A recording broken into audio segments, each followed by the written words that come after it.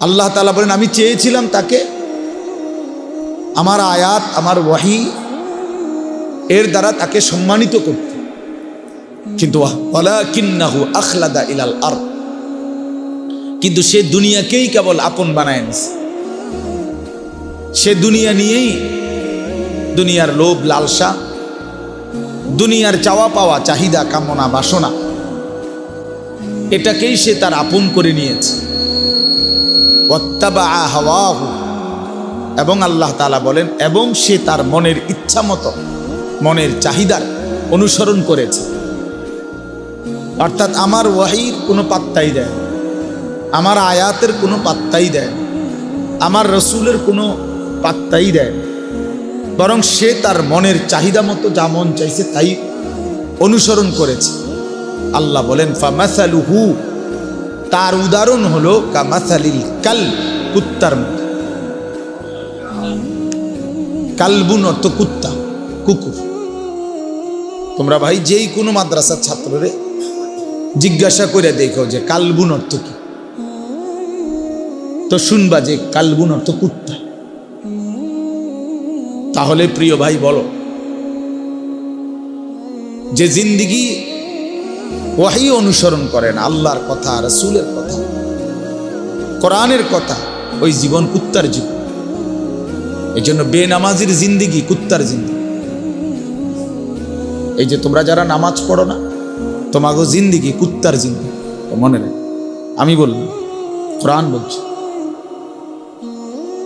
তোমাদের যাদের কপালে সেজদা নাই, তোমার জীবন কুত্তার জীবন। হারামখোরের জিন্দিগি কুত্তার জিন্দিগি। আল্লাহর অবাধ্য নাফরমানের জীবন কুকুরের জীবন, কুকুরের জীবন। এবার আত্মপরিচয় মিলায় নাও, এখন তোমার ফয়সালা তুমি করো। এই পরিচয়ে যদি তৃপ্ত যে হুজুর আমি কুত্তায়, তো খালাস, ঠিক আছে, ঠিক আছে, অসুবিধা কি?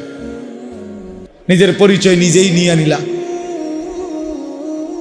যদি মনে করো যে হুজুর আমি আমার মতোই চলবো, কিসের আল্লাহর বিধান, কিসের রাসূলের বিধান, কোরআনের বিধান, আমার ধর্মের কোনো বিধান আমি মানি না, আমি মুক্ত, আমি আজাদ, আমি স্বাধীন, আমার কোনো বাবা নাই, আমার কোনো মা নাই, আমার কোনো পারিবারিক বন্ধন নাই, আমার কোনো বংশীয় ঐতিহ্য নাই, আমার কোনো ধর্ম নাই।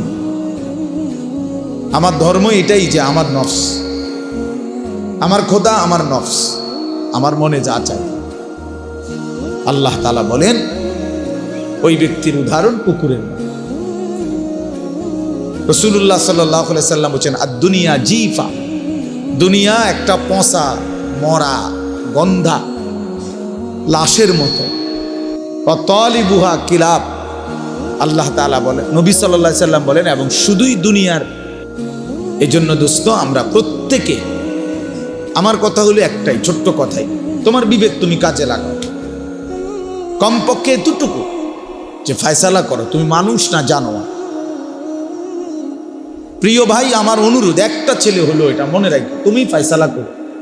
তোমার চলাফেরা, কথাবার্তা, উঠা বসা, তোমার হাসি, তোমার সারা দিনের নড়াচড়া দ্বারা কি বুঝায় আসলেই তুমি মানুষ না জানো?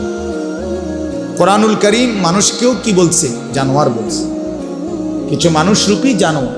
উলাইকা কাল আনআম ইন হুম ইল্লা কাল আনআম ফামাসালুহু কামাসালিল কালব। এটা কোরআন শরীফের আয়াত। কিছু মানুষকে আল্লাহ বলছে এরা জানোয়ার।